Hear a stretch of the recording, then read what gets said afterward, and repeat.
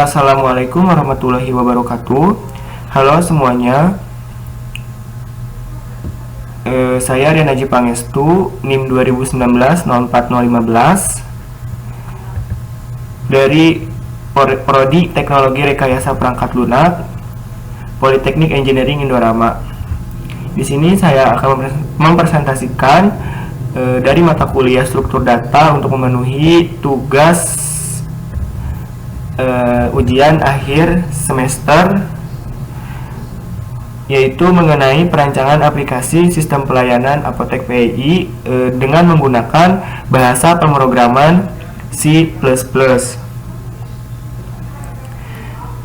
Langsung saja, pada konten yang akan saya bahas yaitu ada 4 topik permasalahan. Yang pertama ada QU, yang kedua stack, yang ketiga searching, yang keempat sorting. Nah,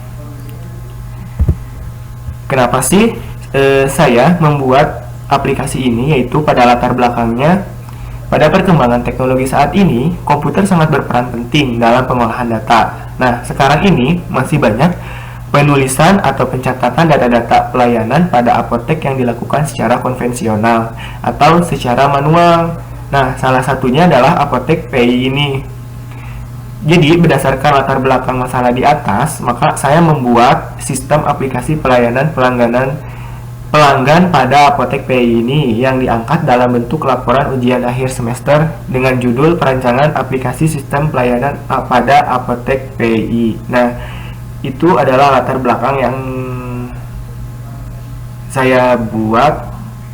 Kenapa sih saya harus membuat sistem aplikasi ini dengan menggunakan bahasa pemrograman C++. Nah, yang pertama materinya itu ada QU. Ada QU pada bahasa pemrograman C++, atau QU atau antrian merupakan suatu kumpulan data yang memiliki head atau front di mana data dikeluarkan. Nah, itu disebut juga di QU. Dan tail atau rear di mana data dimasukkan, atau NQU disebutnya ke antrian. Nah, QU ini menggunakan metode FIFO atau kepanjangan dari first in, first out, di mana yang masuk pertama kali akan keluar pertama kali juga. Jadi, selama antrian terus bertambah atau NQU, maka antrian yang paling akhir adalah tail atau rear. Nah, tail ini juga bisa disebut dengan ekor. Oke. Lalu yang kedua ada stack. Nah, stack sendiri sama seperti halnya tumpukan jika di dunia nyata. Nah, misalnya itu pada tumpukan piring yang telah selesai dicuci akan ditumpuk dari bawah ke atas. Kemudian setelah semua bersih, maka akan diambil satu persatu dari atas ke bawah, dimasukkan ke lemari atau rak piring. Nah, jadi pada konsepnya stack ini yaitu diambilnya itu dari yang paling atas. Kan kalau tadi sebelumnya QU itu kan diambilnya dari yang paling bawah karena dia menggunakan metode first in first out. Tetapi kalau stack berbeda, dia akan mengambil data secara yang terbaru atau yang paling atas. Lalu yang ketiga ada searching atau pencarian. Nah, pencarian merupakan proses yang mendasar di dalam pemrograman. Pencarian atau searching merupakan tindakan untuk mendapatkan suatu data dalam kumpulan data berdasarkan satu kunci atau key atau acuan data. Nah, dalam kehidupan sehari-hari ini seringkali kita berurusan nih dengan yang namanya pencarian. Misalnya itu untuk menemukan nomor telepon seseorang pada buku telepon atau mencari istilah dalam kamus, dan masih banyak lagi. Nah, pada studi kasus pada perancangan aplikasi Apotek PII ini, saya di searching di sini yaitu untuk mencari data antrian pelanggan pada Apotek PII ini. Nah, itu yang akan saya cari. Nah, mungkin nanti akan dijelaskan lebih lanjut. Lalu yang keempat, sekarang di sini ada yang namanya sorting. Nah, sorting di sini yaitu merupakan pengurutan. Nah, sorting adalah proses mengatur sekumpulan objek menurut urutan atau susunan tertentu. Nah, di dalam sorting ini ada dua nih tata cara mengurutkannya, yaitu urutan objek tersebut dapat menaik secara ascending, yaitu urutan objek yang disusun mulai dari nilai terkecil hingga terbesar, atau menurun descending, yaitu urutan objek yang disusun mulai dari yang terbesar hingga yang terkecil.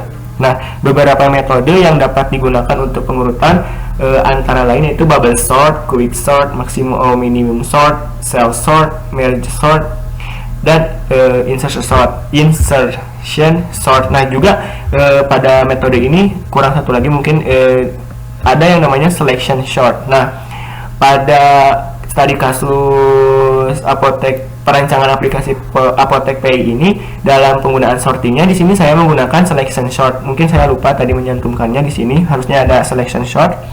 Nah, cara kerja selection sort itu yaitu dapat berupa ascending dan juga descending. Nah, mungkin akan dijelaskan lebih lanjut.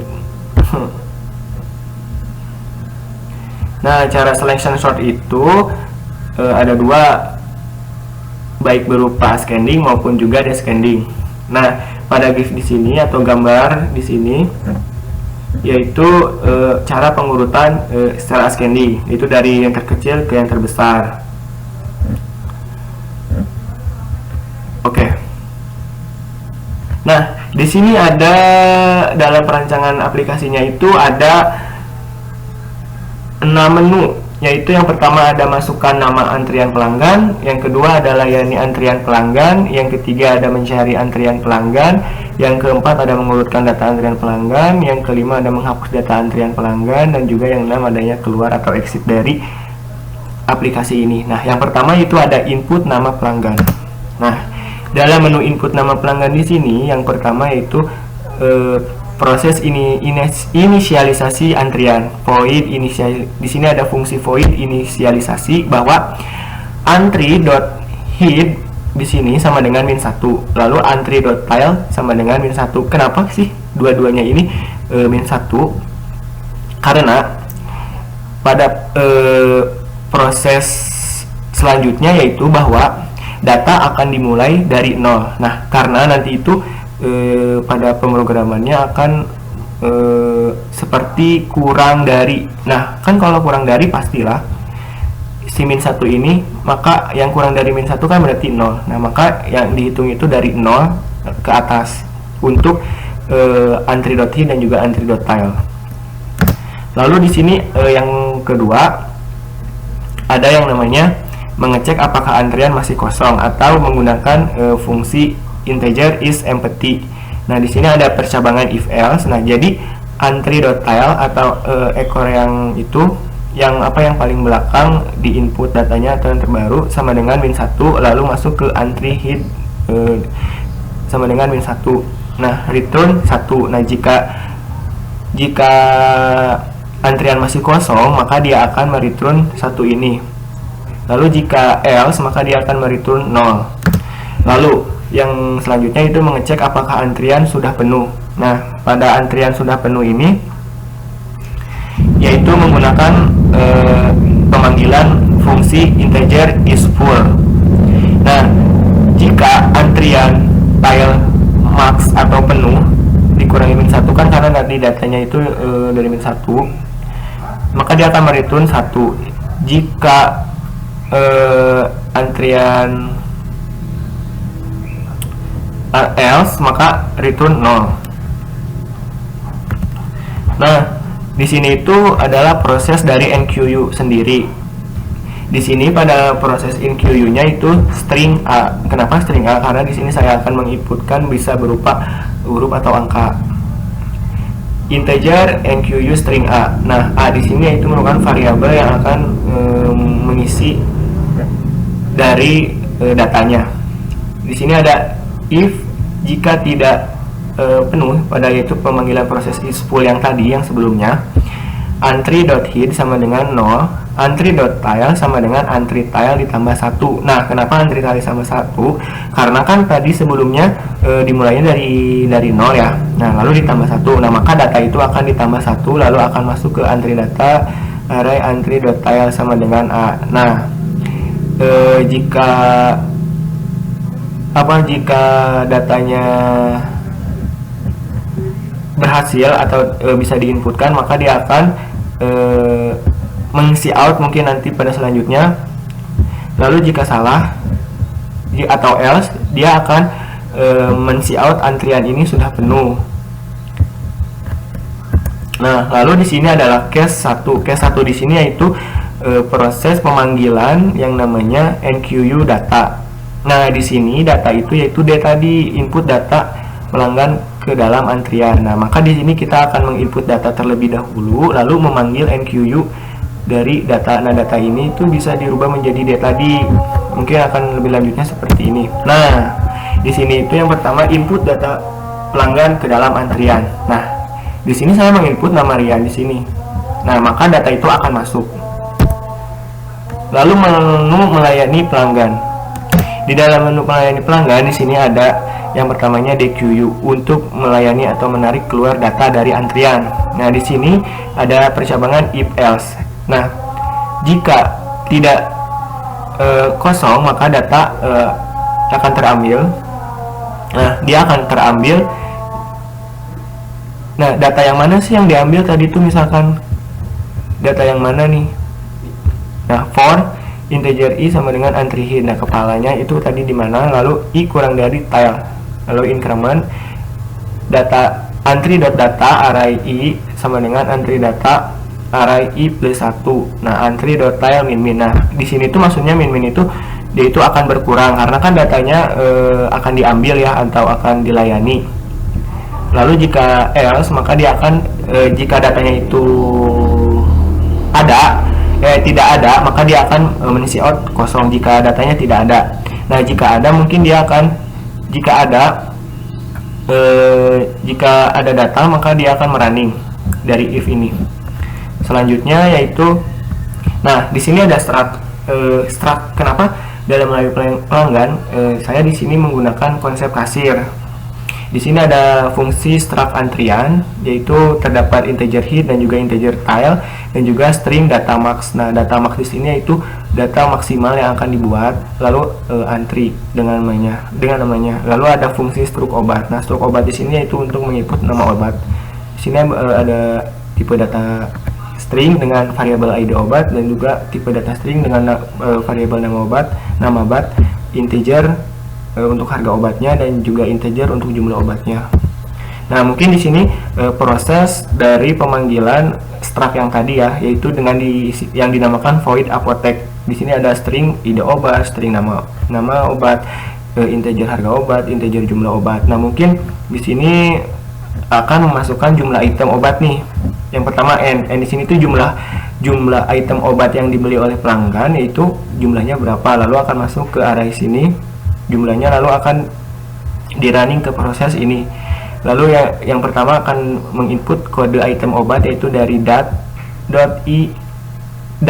array.id obat. Nah, maka di sini akan menginput kode item obat. Lalu yang kedua, untuk mengitem nama obat di sini menggunakan datbar i.nama obat. Lalu yang ketiga ada input banyak item obat, yaitu datbar array i.jumlah obat. Lalu yang akan menginput harga satuan item obat di sini menggunakan datbar array i.harga obat, yaitu sesuai dengan fungsi dari sini yang ini. Nah, maka misalkan saya menginput 2, nah maka di sini akan i kurang dari 2. Nah, jika kalau kurang dari 2 maka dia akan berhenti dan akan menunjukkan proses selanjutnya. Nah, di sini ada case 2. Case 2 di sini itu pemanggilan pada inman menu melayani dalam melayani pelanggan. Nah, di sini case kedua itu pada pilihan kedua, maka di sini ada pilihan untuk melayani antrian pelanggan. Mungkin akan lebih jelasnya pada program C++-nya dapat dilihat. GoToXi di sini itu untuk apa? Mengisi out bahwa tampilan DQQ ini akan berada di koordinat 1,1 ya. Lalu di sini ada pemanggilan fungsi dari apotek yang tadi. Nah, jika kita sudah mengambil antrian nama pelanggan atau melayani nama pelanggan atau DQQ, maka di sini akan melayani dari fungsi void apotek ini. Mungkin akan lebih lanjutnya seperti gambar berikut ini. Nah, kan tadi ini data yang terambil Rian. Berarti di sini itu merupakan DQQ atau nama Rian ini yaitu urutan atau pengambilan data yang pertama kali. Lalu setelah mengambil data atau DQQ, proses DQQ, maka akan menginput data obat seperti masukkan jumlah item obat. Di sini ada satu, lalu kode itemnya ini, lalu ada nama item obatnya ini, obat batuk, yaitu input banyak item obat itu ada satu dengan harga satuan 15.000. Nah, dia akan mengoutput data barangnya sesuai dengan inputan yang tadi kita input seperti ini. Lalu di sini juga ada pelayanan Anda tidak mendapatkan diskon. Kenapa? Karena ada beberapa ketentuan jika akan mendapatkan diskon. Nah, total harga bayarnya itu harga setelah karena 0, karena total harga bayarnya kan dia tidak dapat diskon. Nah, jadi dia harga normal 15.000. Nah, dia memiliki pajak sebesar 1% atau 15.000, 1%-nya kan 150 perak. Nah, total barang yang harus dibayar itu 15.150 perak. Nah, dia memiliki uang pembayarannya cash sebesar 20.000. Nah, maka uang kembalian dia yaitu 4.850. Oke. Selanjutnya yaitu menu mencari data pelanggan. Nah, untuk menu mencari data pelanggan yaitu ini adalah proses dari searchingnya, yaitu dengan cari string D. Nah, string D ini itu kan data yang tadi kita masukkan ya. Misalkan nih, kita memasukkan data antrian. Tadi kan saya telah menginputkan data Rian. Nah, for integer i.head.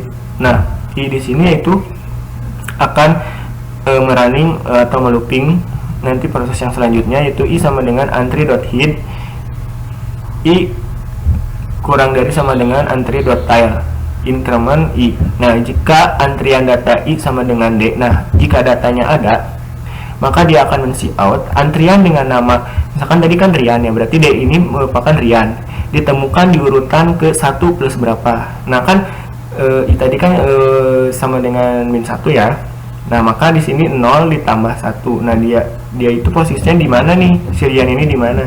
Misalkan tadi akan proses selanjutnya, misalkan si Rian itu di posisi kedua. Nah, maka di sini akan ditemukan data kedua. Kenapa data kedua? Karena kan ditambah 1. Misalkan data tersebut kan misalkan min 1. Nah, berarti kan kalau misalkan misalkan 1, maka dia dari awal datanya itu 1 ditambah 1 berarti 2. Nah, dia akan men-cout berada urutan kedua. Nah, ini adalah case ketiga, case 3 pada fungsi inmain untuk pemanggilan fungsi dari cari D ini. Cari D ini yaitu fungsi untuk mencari. Nah, seperti ini. Masukkan data antrian yang ingin dicari Rian. Data antrian dengan nama Rian ditemukan di urutan kedua. Nah, jadi si Rian ini berada di urutan kedua atau data tersebut diinputkan pada antrian kedua. Nah, seperti itu. Lalu selanjutnya ada menu mengurutkan data pelanggan. Nah, untuk mengurutkan data pelanggan di sini saya membuat fungsi SLC atau fungsi void untuk menampilkan data dalam mengurutkan data. Nah, di sini dalam mengurutkan data saya menggunakan selection sort metodenya. Di sini ada ascending dan juga descending pilihannya. Lalu user itu pertamanya akan menginput, dia itu akan memilih mengurutkan data secara ascending atau descending nih. Si X ini tuh akan dipilih misalkan 1. Nah, pada switch X ini dia akan masuk misalkan si user memilih 1. Nah, berarti dia memilih case 1 yaitu berupa select A. Fungsi pemanggilan fungsi select A yaitu ascending. Jika user memilih 2 pada X ini, berarti dia akan memilih select descending. Mungkin akan lebih lanjutnya next yaitu fungsi proses antrian secara descending. Nah, ini adalah merupakan fungsi proses dari selection sort yaitu berupa pengurutan datanya secara descending. Nah, di sini juga ada yang ini mungkin prosesnya. Nah, TMPPS ini itu untuk menampung dulu nih data datanya. Ya, jika sama maka di sini entry.data i sama dengan entry.data.j. Nah, entry.data.j sama dengan TMPPS. Nah, maka setelah itu dia akan memanggil fungsi output select ini.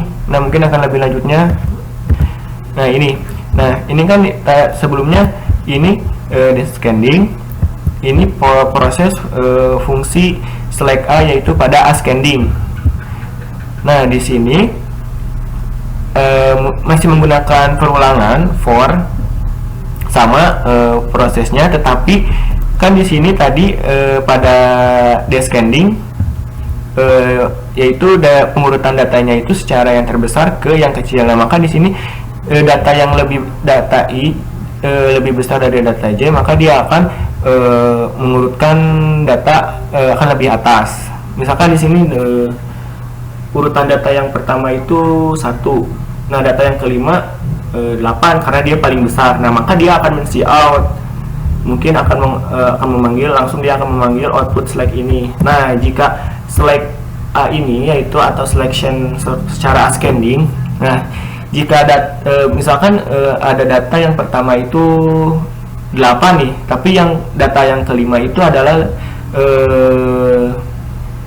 1. Nah, mungkin dia akan merunning dulu yang 1 karena K1 itu kan lebih kecil dari 8 ya. 1 misalkan lebih kecil dari 8, maka dia akan merunning ke sini. Lalu dia akan mengoutput select ini. Nah, di sini itu ada yang namanya pendeklarasian dulu nih, yaitu dari string datanya itu 50, namanya itu 50 karakternya. Lalu TMPS dan TMPPS ini yaitu untuk melakukan penampungan terlebih dahulu. Nah, lalu di sini ada fungsi void untuk mengoutput hasil dari selection yang kita pilih tadi. Misalkan kan setelah diurutkan, data itu akan menjadi apa nih? Yang pertama kan tadi ada ascending dan juga descending. Nah, mungkin akan di sini akan di-see out nih antri data ini, seluruh antri data ini yang telah kita inputkan sebelumnya. Nah, ini ada case 4. Nah, itu pilihan untuk mengurutkan data pelanggan. Nah, di sini akan langsung tinggal memanggil saja fungsi SLC ini. Lalu mungkin prosesnya, nah ini mengurutkan data pelanggan secara ascending dan descending. Nah, jika masukkan jenis pilihan yang satu. Nah, 1 itu kan ascending. Nah, maka dia akan merunning secara ascending. Nah, alfabet di sini kan ada Anira, Dandi, Divana, Risma. Nah, karena A ini lebih dulu alfabetnya, maka dia akan merunning Anira. Nah, di sini ada Dandi dan Divana. Karena huruf alfabet yang keduanya adalah A, maka Dandi itu akan kedua, dan karena di sini I atau Divana, maka di sini akan proses yang ketiga atau mengurutkan data secara ketiga. Lalu R di sini merupakan urutan data keempat. Nah, ini adalah secara ascending, yaitu mengurutkan data dari yang terkecil ke yang terbesar. Nah, di sini ada yang namanya fungsi metode secara descending pada selection sort. Nah, descending di sini yaitu mengurutkan data dari yang terbesar ke yang terkecil. Di sini ada Risma, lalu ada Divana, Dandi, dan Anira. Nah, tadi kan Anira pertama, lalu Risma terakhir. Nah, kalau descending itu mengurutkan dari alfabet yang terbesar ke yang terkecil, atau yang dari yang paling terakhir ke yang awal, gitu. Lalu selanjutnya ada menu menghapus data pelanggan. Nah, di sini itu void clear ini yaitu untuk menghapus seluruh data antrian nih. Jadi entry.hit sama dengan -1, entry.tile sama dengan -1, semua data itu akan terhapus. Nah, data yang ada di head dan tile atau yang ada yang data yang awal dan data yang akhir itu akan dihapus secara otomatis oleh fungsi clear ini. Mungkin prosesnya itu seperti ini. Nah, case di sini case 5 yaitu pilihan untuk menghapus seluruh data pelanggan. Kita tinggal manggil aja nih sama seperti yang tadi, seperti sebelum-sebelumnya, yaitu untuk menghapus, yaitu tinggal memanggil fungsinya saja. Nah, maka awal tampilan menunya itu akan seperti ini semua. Oke. Lanjut untuk tampilan kerangka pada program ini, tampilan desain kerangka ini, yaitu pada inmain kita itu memanggil yang namanya ini tubuh program. Nah, yang pertama di sini kan bahwa ada input password, input password. Nah, bahwa passwordnya itu adalah TRPL 2019. Nah, pada input password di sini itu ada string masukkan password dan juga string password. Nah, di sini tuh kita memanggil yang namanya login fungsi, di mana login fungsi ini yaitu ada pada fungsi void di sini. Nah, ini adalah merupakan fungsi untuk login aplikasi. Nah, di sini itu kita menggunakan fungsi void yang dinamakan dengan fungsi login, di mana di sini itu ada label. Nah, label di sini yaitu merupakan kerangka di sininya, kerangka ininya label. Nah, di mana codingannya itu atau shortcode-nya itu seperti ini. Nah, ini desain untuk kotak labelnya.